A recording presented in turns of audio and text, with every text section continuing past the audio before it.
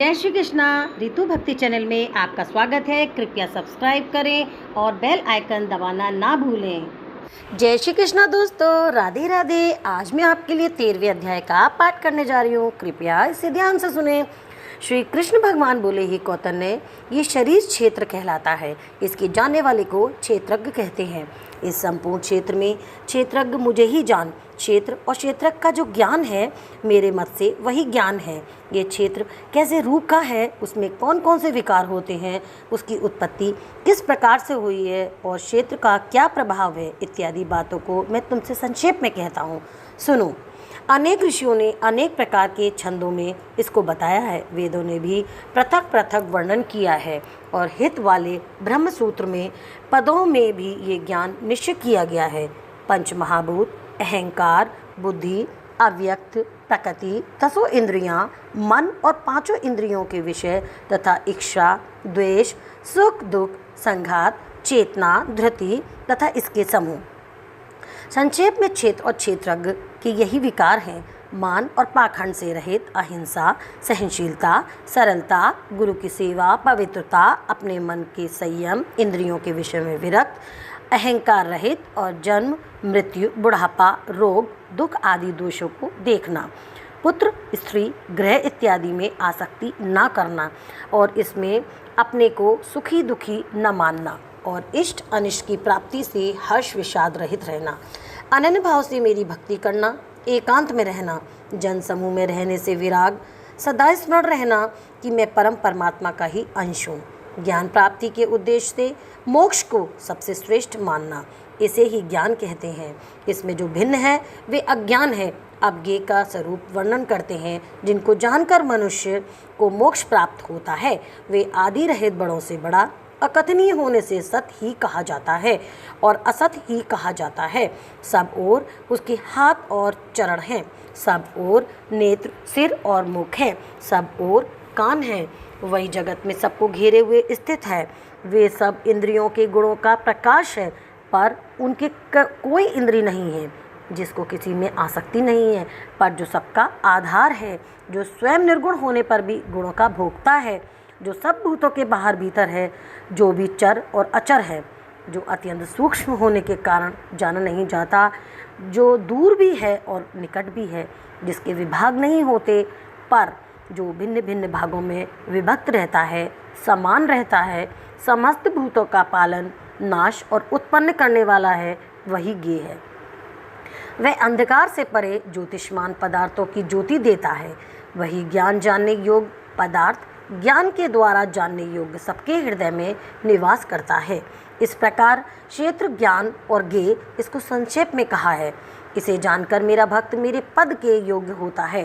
प्रकृति और पुरुष दोनों ही अनादि हैं। विकारों और गुणों की उत्पत्ति प्रकृति से हुई है।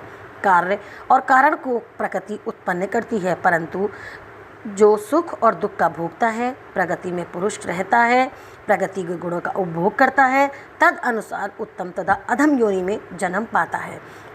इस देह में दृष्टा, अनुमंता, भर्ता, भोक्ता, महेश्वर, परमात्मा और परम पुरुष कहते हैं। इस प्रकार के गुणों के साथ प्रकृति और पुरुष को जो जानता है, उसका रहन सहन चाहे जैसा हो, पुनः जन्म नहीं पाता।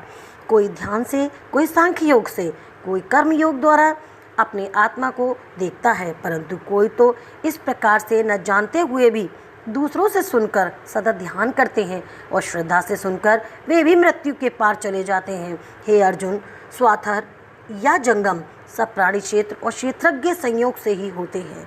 परमेश्वर सब भूतों के समान रूप से ही है। भूतों के नष्ट होने पर भी उनका नाश नहीं होता। इस भांति जो देखता है वही देवता है। समान रूप में स्थित परमेश्वर को देखता हुआ जो अपनी आत्मा का नाश नहीं करता, वे उत्तम गति प्राप्त करता है। जो ये देखता है कि प्रकृति द्वारा सब कर्म होते हैं और आत्मा अकर्ता है, वही मानो देवता है। जब वे भिन्न भिन्न भूतों को परमेश्वर के बीच एक रूप देखता है और उसी से उनका विस्तार देखता है, तब वे ब्रह्म को प्राप्त होता है। हे कौतन्य, अनादि और निर्गुण होने से परमेश्वर अव्यय है।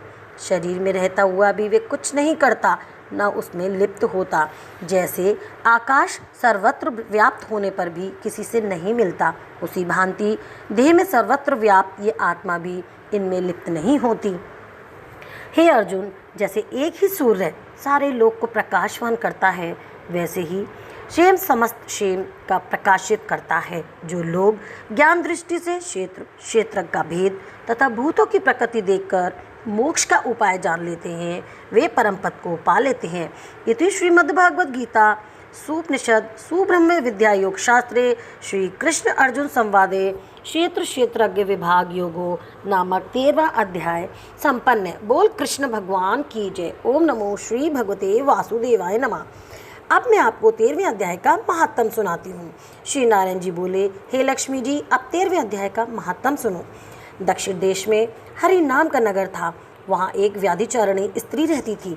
एक दिन एक पुरुष को उसने वचन दिया कि मैं अमुक स्थान पे तेरे साथ चलूँगी, तुम वहाँ चलो। ये पुरुष किसी और वन में चला गया और वे स्त्री ढूंढती ढूंढती हैरान हो गई, पर वे पुरुष ना मिला। सांझ पड़ गई, तब वे गणिका प्रीतम का नाम लेकर पुकारने लगी। इतने में वे पुरुष मिल गया। दोनों प्रसन्न होकर बैठे कि इतने में एक शेर आया और गणिका को खा लिया। तब देवदूत धर्मराज के पास गणिका को लेके गए। धर्मराज ने हुक्म दिया, इसको चांडालिनी का जन्म दिया जाए। श्री नारायण जी कहते हैं, हे लक्ष्मी जी, उसने गणिका की देह त्याग कर चांडालिनी की देह पाई। कई दिन पीछे वे एक दिन नर्मदा नदी के तट पर चली गई। वहाँ देखा कि एक साधु श्री गीता जी के 13वें अध्याय का पाठ कर रहा है। उसे उसने सुन लिया। जब अध्याय पढ़कर भोग पाया तो तुरंत चांडालिनी के प्राण छूट गए और देव देही पाई। आकाश से विमान आए जिस पर बैठकर बैकुंठ धाम को गई। तब श्री नारायण जी ने कहा, हे लक्ष्मी जी, ये 13वें अध्याय का महात्म है। वीडियो देखने के लिए आपका बहुत बहुत धन्यवाद। यहाँ दिख रहे 2 वीडियो पर दबाकर आप और भी मेरे वीडियो देख सकते हैं। जय श्री कृष्णा, राधे राधे।